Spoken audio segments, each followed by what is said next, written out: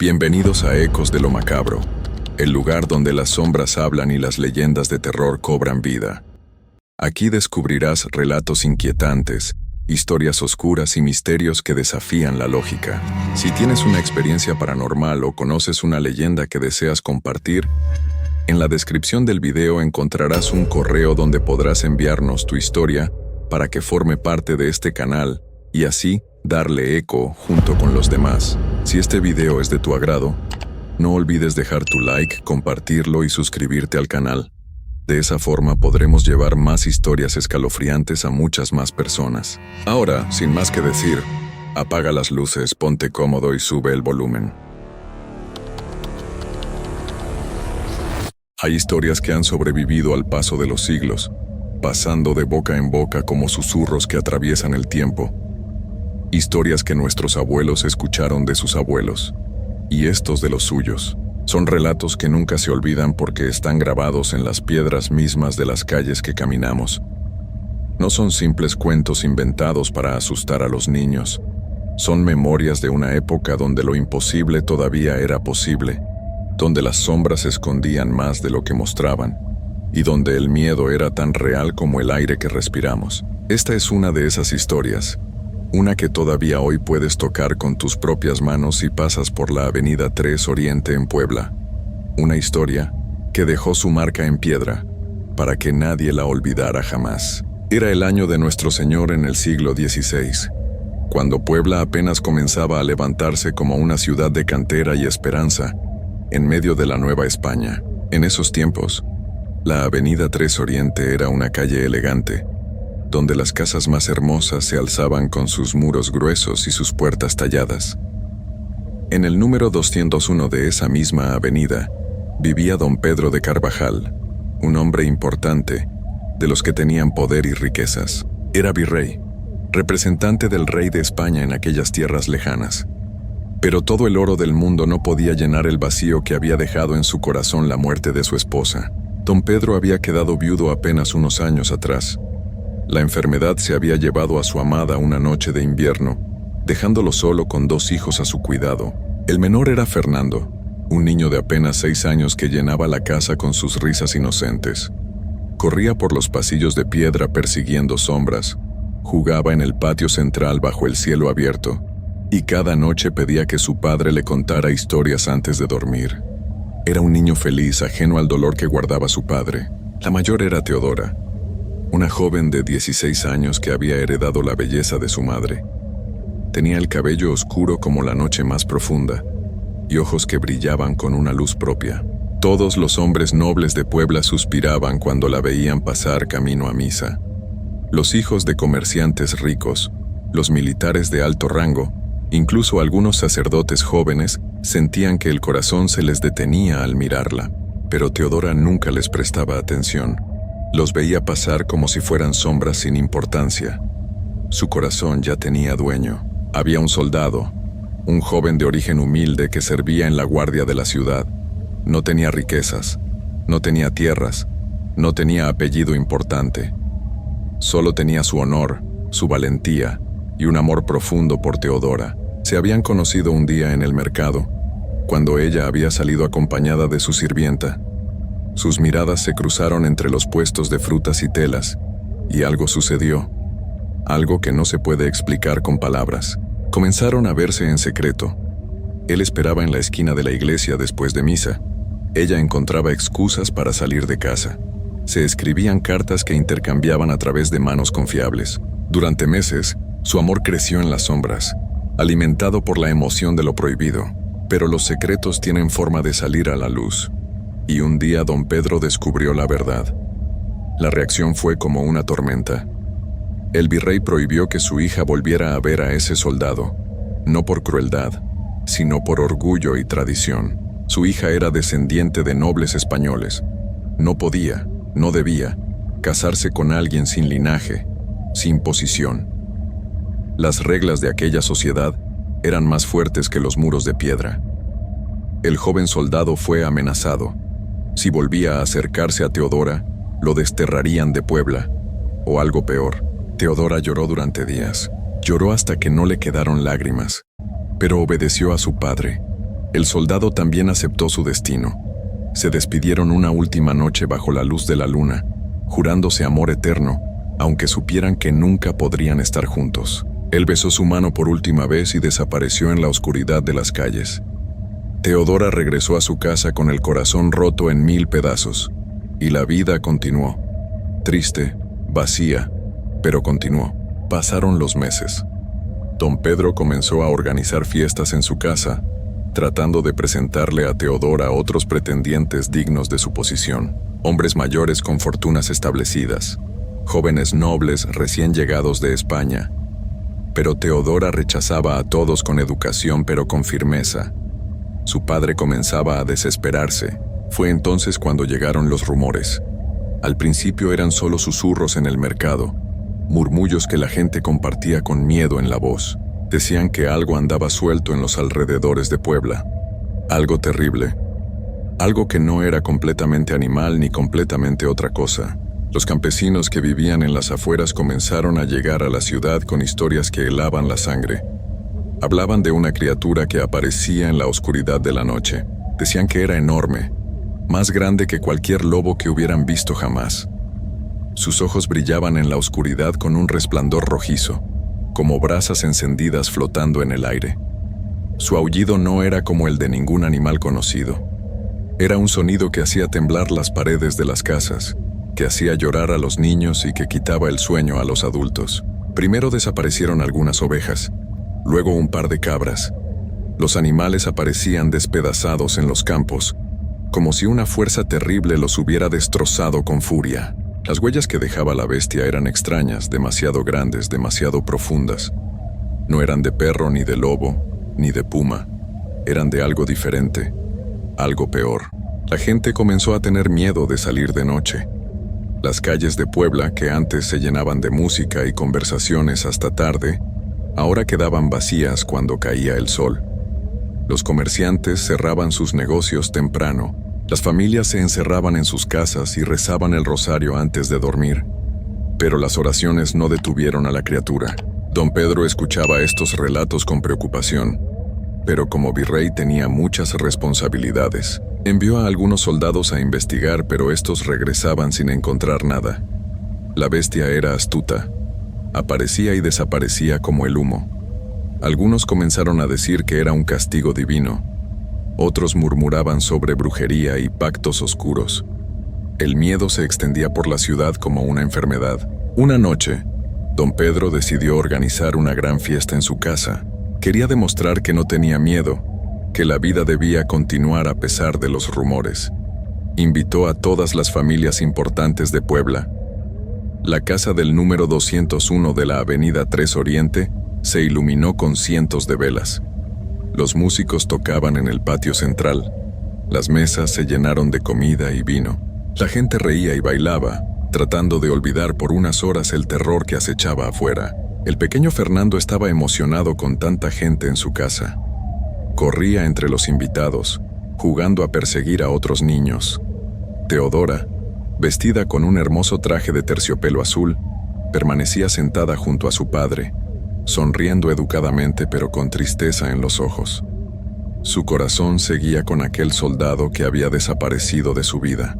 La fiesta continuó hasta altas horas de la noche. Algunos invitados ya habían comenzado a retirarse cuando sucedió. Primero fue un sonido, un aullido que atravesó las paredes de piedra de la casa, un sonido que hizo que la música se detuviera de golpe. Los músicos dejaron caer sus instrumentos. Las conversaciones se cortaron como con un cuchillo. Todo el mundo quedó paralizado, escuchando. Luego vino el silencio. Un silencio espeso, pesado, que dolía en los oídos. Y entonces, el grito. Un grito infantil de terror que venía del patio trasero. Fernando. El pequeño Fernando había salido a jugar al jardín. Don Pedro corrió como nunca había corrido en su vida. Los invitados se amontonaron detrás de él. Cuando llegaron al patio trasero, la escena que encontraron era de pesadilla. Allí estaba la bestia. Era real. Todo lo que habían dicho sobre ella era cierto.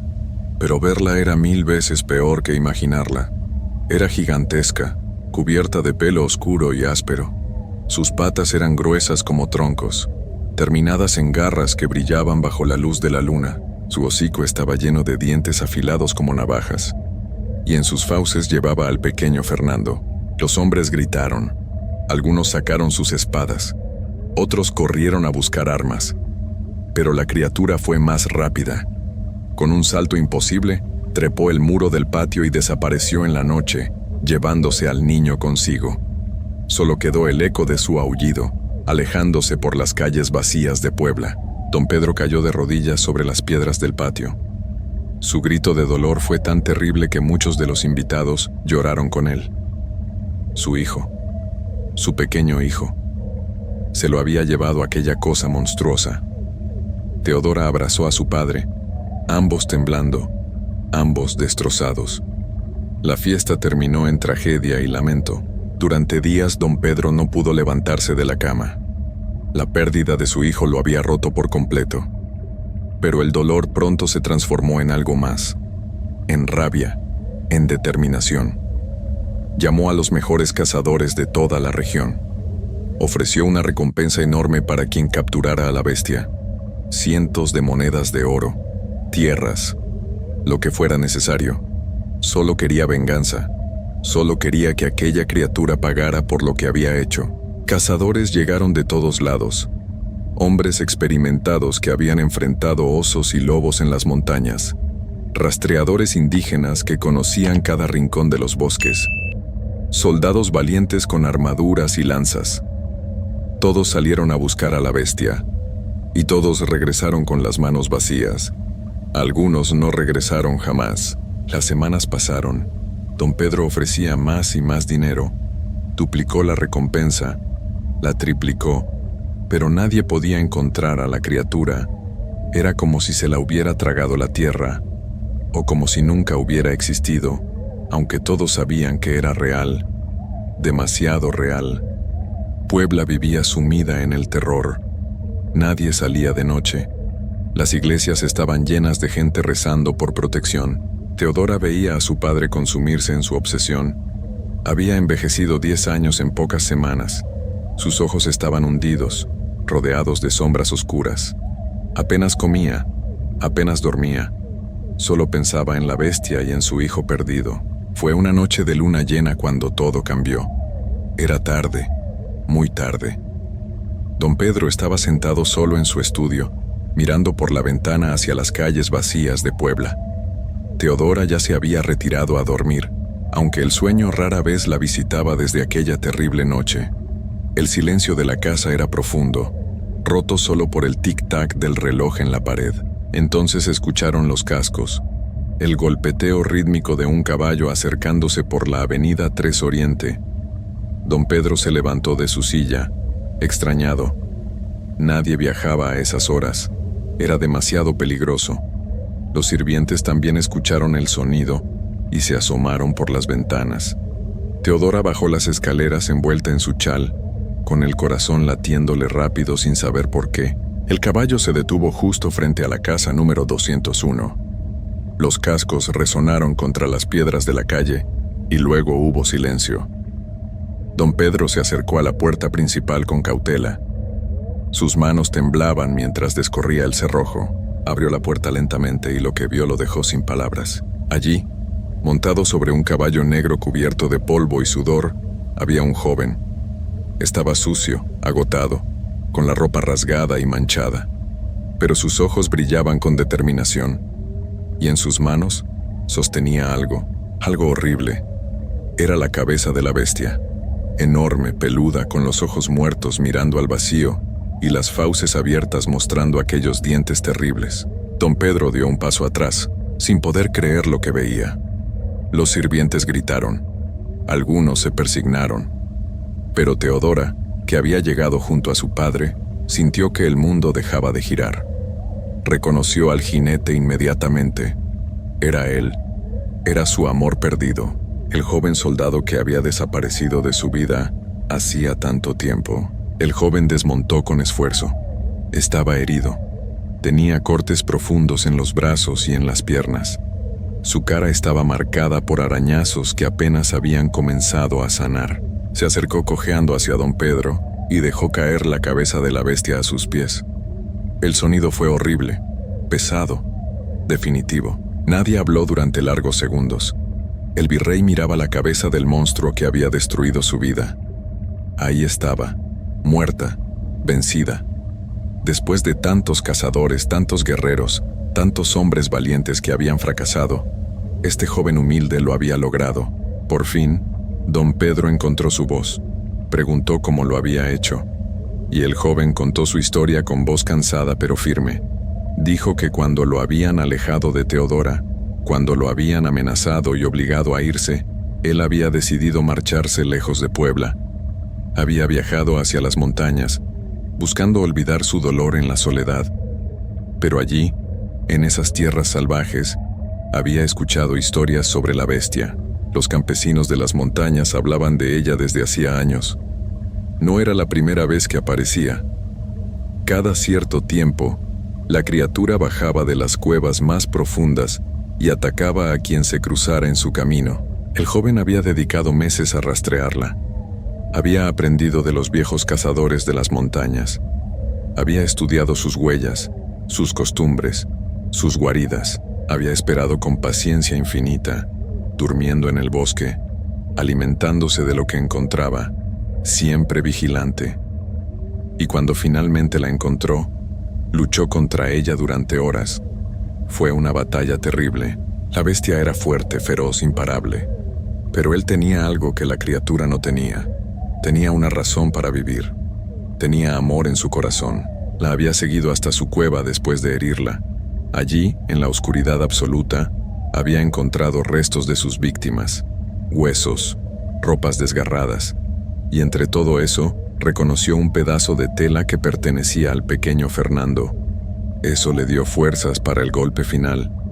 Con su última lanza, con el último aliento que le quedaba, había atravesado el corazón de la bestia. Cuando terminó su relato, el silencio volvió a caer sobre todos. Don Pedro tenía lágrimas corriendo por su rostro, lágrimas de dolor por su hijo perdido, pero también lágrimas de gratitud hacia este joven valiente. Se acercó a él y lo ayudó a ponerse de pie, sosteniéndolo porque apenas podía mantenerse en pie por el cansancio y las heridas. El virrey habló entonces. Le dijo que podía pedir cualquier cosa: oro, tierras, un título noble, una posición importante en su corte, lo que quisiera. La recompensa era suya, lo había ganado con sangre y valentía, pero el joven negó con la cabeza. No quería oro, no quería tierras, no quería poder, solo quería una cosa. Solo había una recompensa que su corazón deseaba. Con voz temblorosa pero clara, pidió la mano de Teodora. Dijo que había vencido a la bestia no por la recompensa, sino porque sabía que ella vivía en esa casa. Había querido protegerla de lejos, aunque nunca pudieran estar juntos. Pero ahora, habiendo cumplido lo imposible, se atrevía a pedir lo que siempre había soñado. Don Pedro miró a su hija. Teodora tenía los ojos llenos de lágrimas, pero sonreía. Era la primera vez que sonreía de verdad desde la tragedia. El virrey comprendió en ese momento que las riquezas no importaban, los títulos no importaban, los apellidos y las tradiciones no importaban. Lo que importaba era el corazón.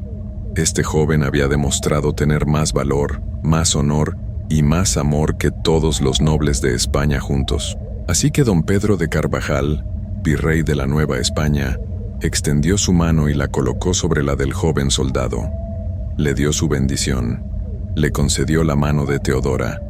Y no solo eso, le entregó una dote generosa para que comenzaran su vida juntos. La boda se celebró pocas semanas después, cuando el joven se hubo recuperado de sus heridas. Fue una ceremonia hermosa. Toda Puebla asistió para conocer al héroe que había vencido a la bestia. Las campanas de la catedral sonaron durante horas. La gente llenó las calles para verlos pasar. Y en la casa del número 201 de la avenida 3 Oriente, por primera vez en mucho tiempo, volvió a escucharse la risa y la felicidad.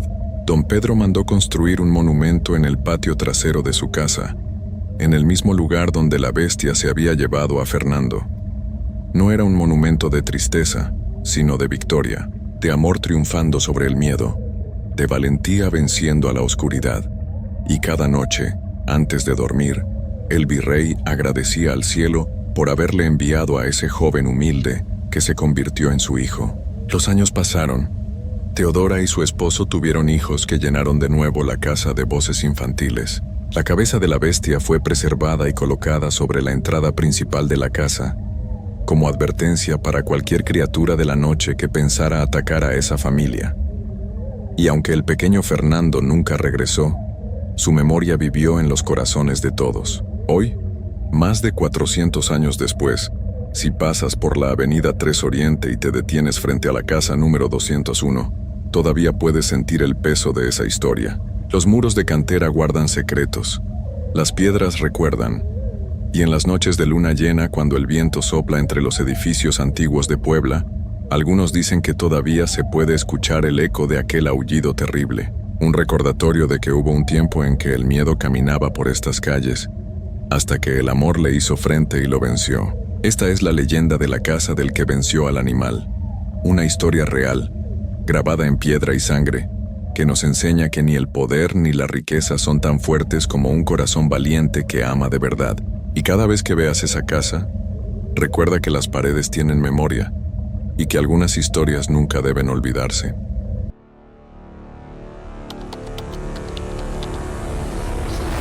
Hay cosas en este mundo que no tienen explicación, cosas que pasan frente a nuestros ojos y que preferimos ignorar porque aceptarlas significaría admitir que la realidad es mucho más oscura de lo que nos han enseñado. Durante años me convencí de que aquello había sido solo una pesadilla colectiva, un delirio compartido por gente asustada. Pero las cicatrices no mienten, los gritos tampoco se olvidan, y cuando cierras los ojos en las noches de octubre, todavía puedes sentir ese frío que no viene del aire, sino de algo mucho más profundo. Esto que voy a contarles no es un cuento, es mi testimonio. Y aunque han pasado muchos años, cada detalle sigue grabado en mi memoria, como si hubiera ocurrido ayer. Corría el año de 1807. Yo habitaba en Puebla de Los Ángeles, cuando estas tierras aún formaban parte de la Nueva España.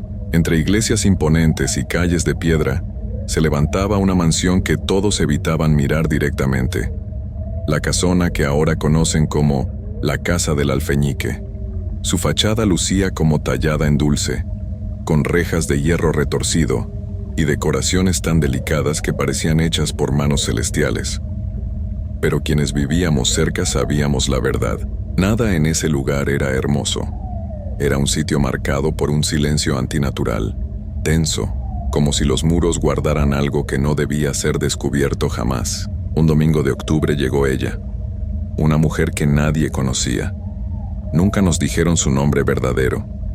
Algunos murmuraban que había enviudado de un dueño de haciendas.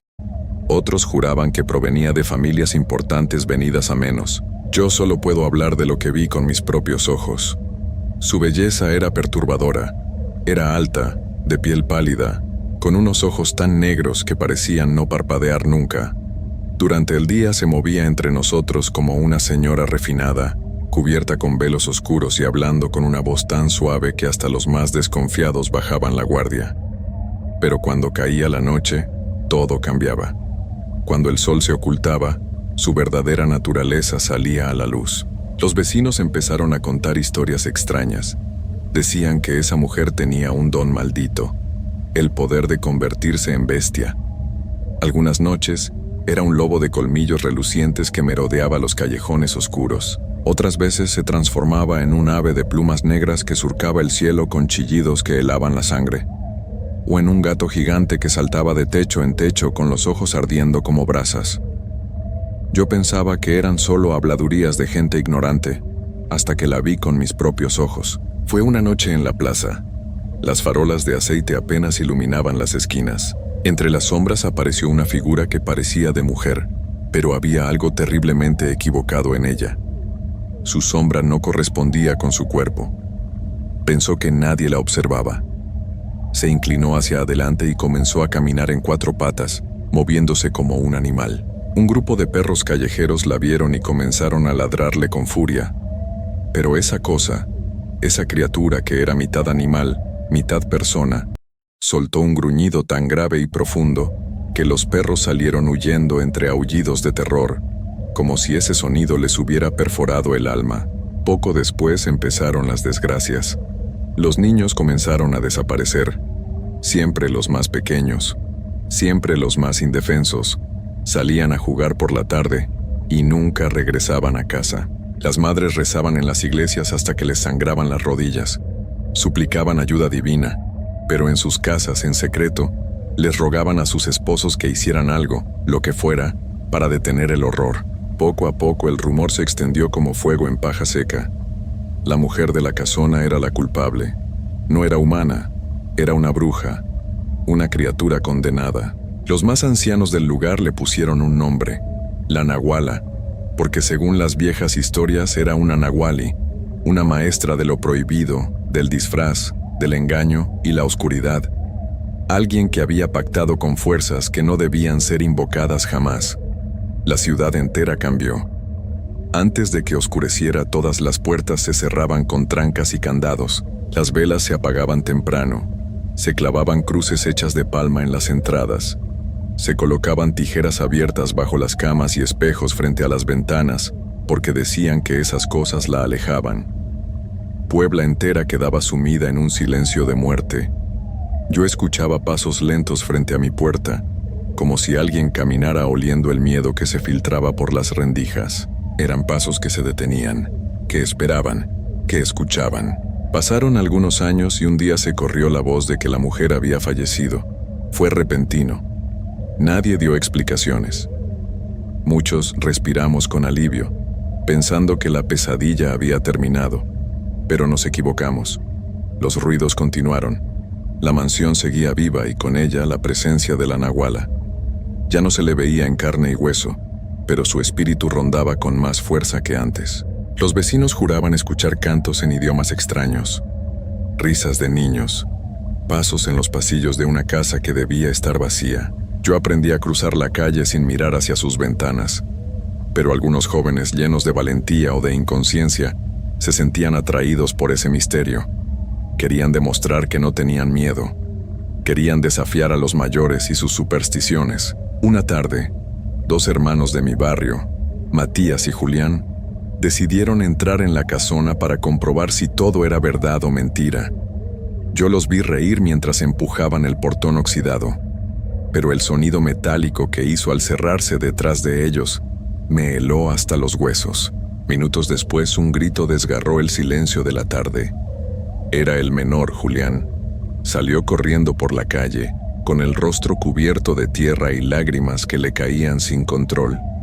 Entre sollozos decía que su hermano había sido atrapado por la bruja. Contaba que la vio salir de las sombras con rostro de mujer, pero con garras de animal salvaje. Que sus ojos brillaban como los de los gatos en la oscuridad.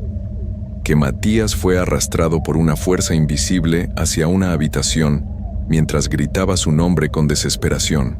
Todos escuchamos el relato del muchacho. Estaba tan aterrado que era imposible dudar de sus palabras. El miedo que nos había paralizado durante años se transformó en algo diferente, en furia, en un coraje ciego que nos quemaba por dentro. En cuestión de minutos, todos los vecinos estábamos reunidos, armados con antorchas, palos, machetes, cuchillos y piedras. Julián nos guió hasta la casona. Yo iba entre ellos temblando, pero envalentonado por la multitud que gritaba pidiendo justicia. Derribamos la puerta a golpes y patadas. Una vez adentro, nos recibió una corriente de aire húmedo y sofocante que apestaba a podredumbre. Los muros parecían respirar, expulsando un frío que se metía en los huesos. Avanzamos en silencio, guiados por el llanto casi apagado de Matías. Entonces escuchamos algo más, una risa, suave, femenina, burlona. Venía de todas partes a la vez, de los pisos, de los techos, de los muebles, como si la casa entera se estuviera riendo de nosotros. Nos detuvimos, todos temblábamos, pero una mujer gritó con toda su alma: «A mí no me vas a quitar más nada, maldita. Te llevaste a mi niña, esto se acaba hoy». Avanzó con una sartén en una mano y un cuchillo de cocina en la otra. La vimos adentrarse en la oscuridad sin miedo a las consecuencias. Y ese acto de valentía fue suficiente para que todos, impulsados por su coraje, nos lanzáramos hacia adelante convertidos en una masa de antorchas, armas y gargantas enfurecidas que clamaban venganza. Llegamos al salón principal y ahí estaba ella. La vimos, tan hermosa como en vida, vestida con un traje blanco que parecía flotar en el aire. Sostenía a Matías entre sus brazos como si lo estuviera acunando, pero sus uñas, largas y afiladas, se le clavaban en la piel haciéndolo sangrar. Su rostro cambiaba a cada instante. Primero era una mujer joven, luego una anciana arrugada, después un lobo, luego un ave, después un gato de ojos amarillos. Era como si no pudiera mantener una sola forma, como si todas las bestias del infierno habitaran en su cuerpo al mismo tiempo. Avanzamos hacia ella y la bruja respondió con un rugido que no parecía salir de una garganta humana. Toda la casa tembló. Los cristales de las ventanas estallaron en 1000 pedazos. Muchos de nosotros caímos al suelo, aventados por una fuerza invisible que nos golpeó como un puño gigante. El cuerpo de la nahuala comenzó a alargarse y retorcerse, tomando la forma de una bestia imposible de describir. Ya no era un cuerpo de carne y hueso. Era un espíritu encarnado en la oscuridad misma de esa casona maldita. Sus garras nos atacaban desde todos los ángulos. Varios vecinos salieron gravemente heridos, con cortes profundos que sangraban sin parar.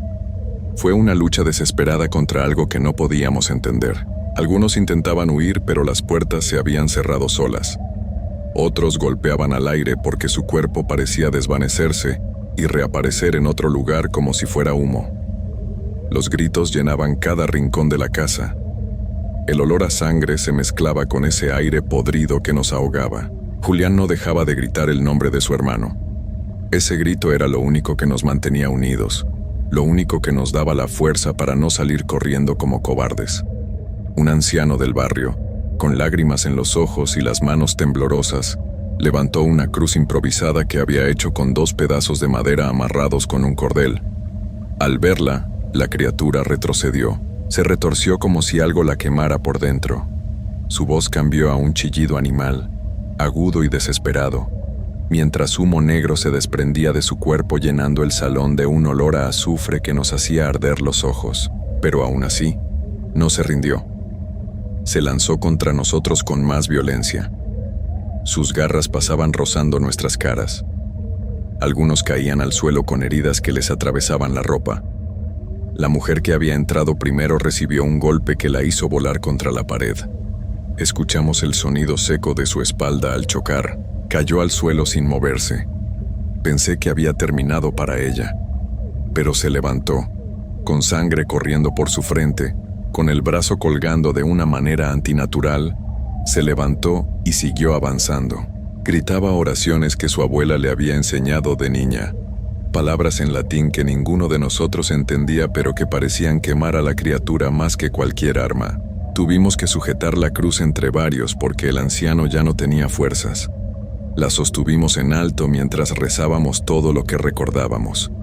Padre nuestros, Ave Marías, cualquier cosa que viniera a nuestra mente. La nahuala se retorcía frente a nosotros como una serpiente atrapada.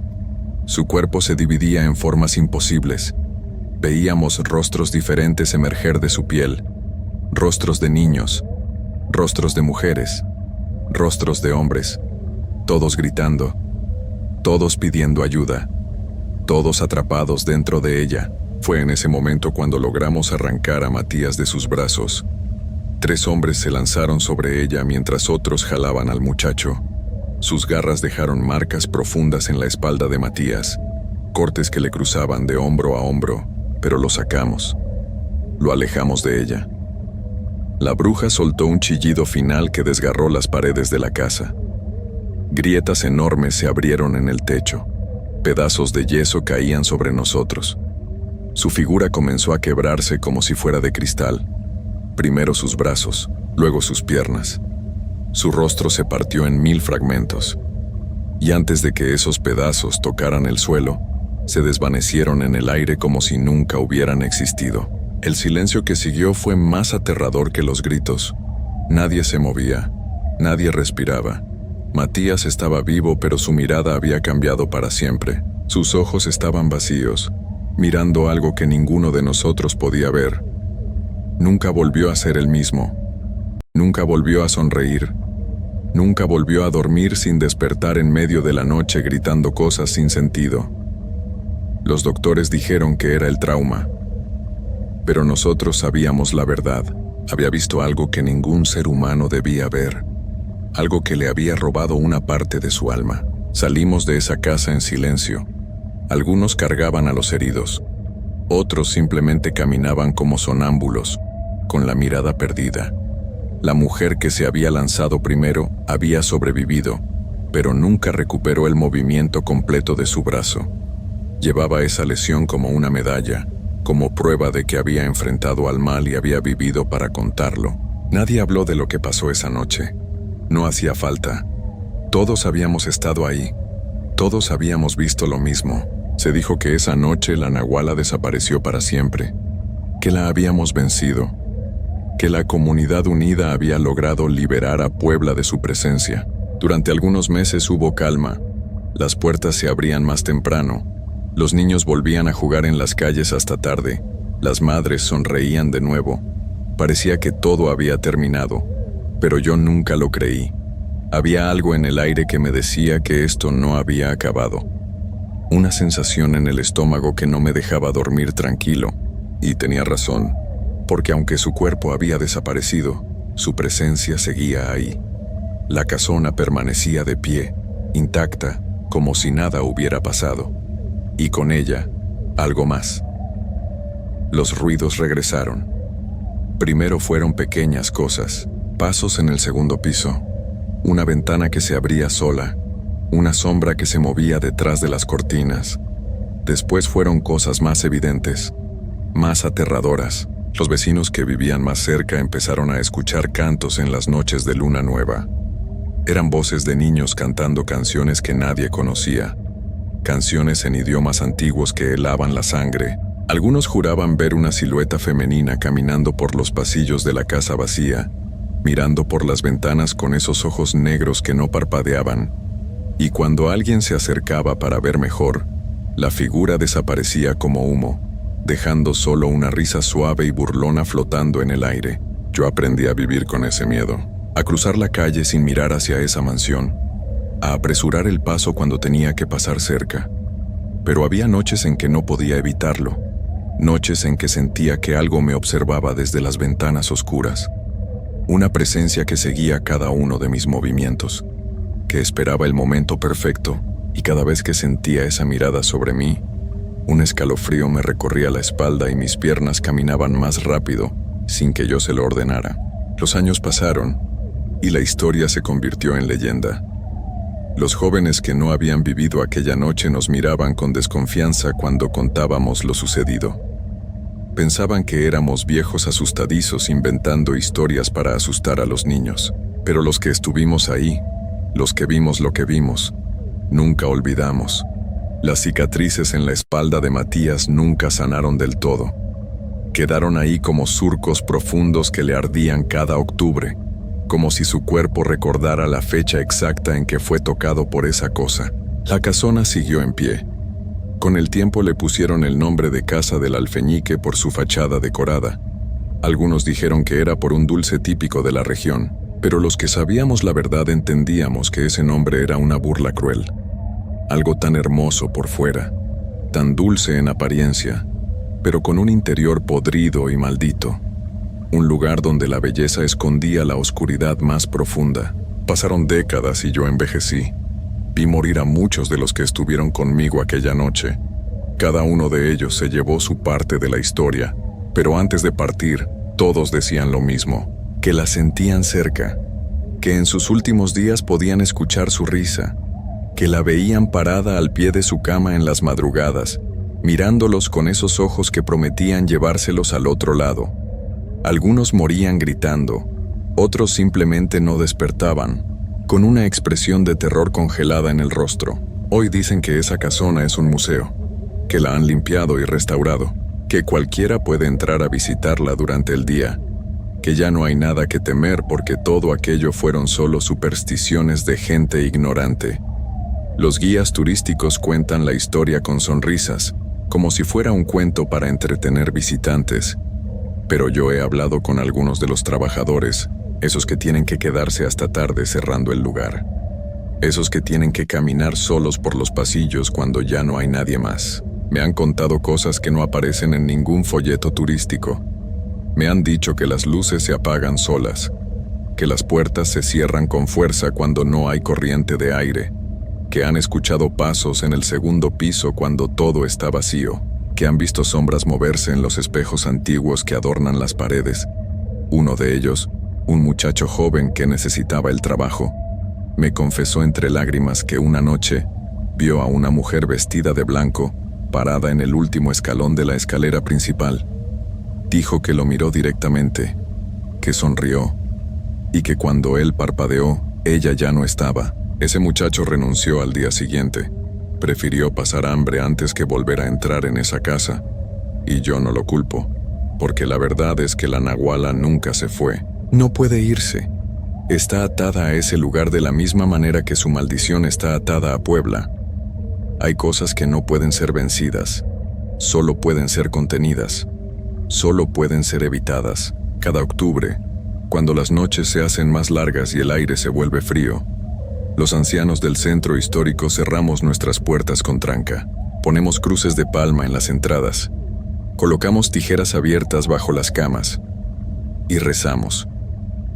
Rezamos porque sabemos que ella sigue ahí, esperando, observando, buscando el momento de debilidad.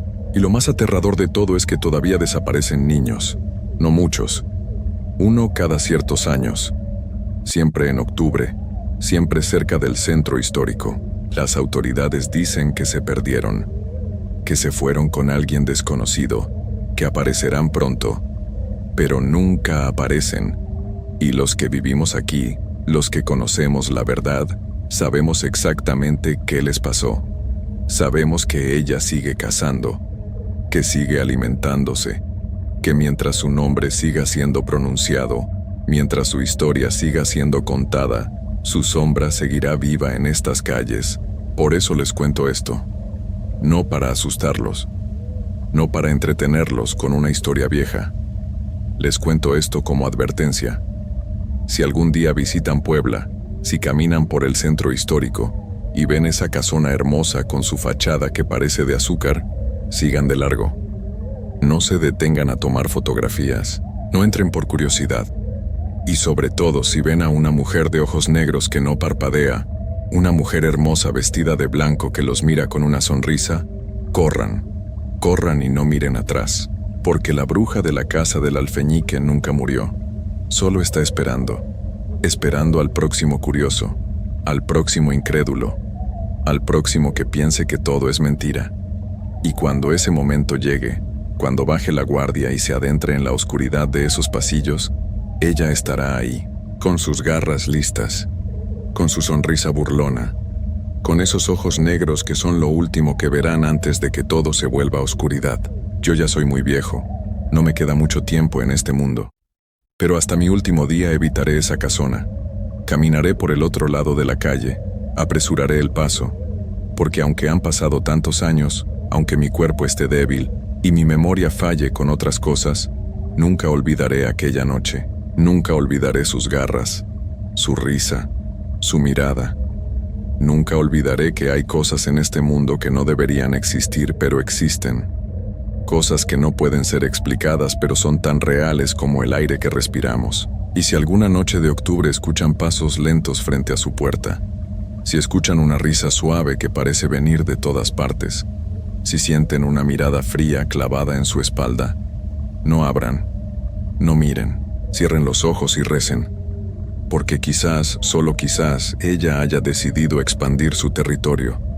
Quizás ya no se conforme solo con Puebla. Quizás ahora está buscando nuevos lugares, nuevas víctimas, nuevas almas que añadir a su colección. Esta es mi historia, esta es mi verdad, y aunque nadie me crea, aunque piensen que soy un viejo loco inventando cosas, yo sé lo que vi, yo sé lo que viví, y cada noche, antes de cerrar los ojos, le agradezco a Dios por haberme permitido sobrevivir, porque muchos no tuvieron esa suerte. Muchos se quedaron atrapados en esa casa para siempre. Sus voces aún resuenan en esos pasillos. Sus almas aún buscan la salida que nunca encontrarán.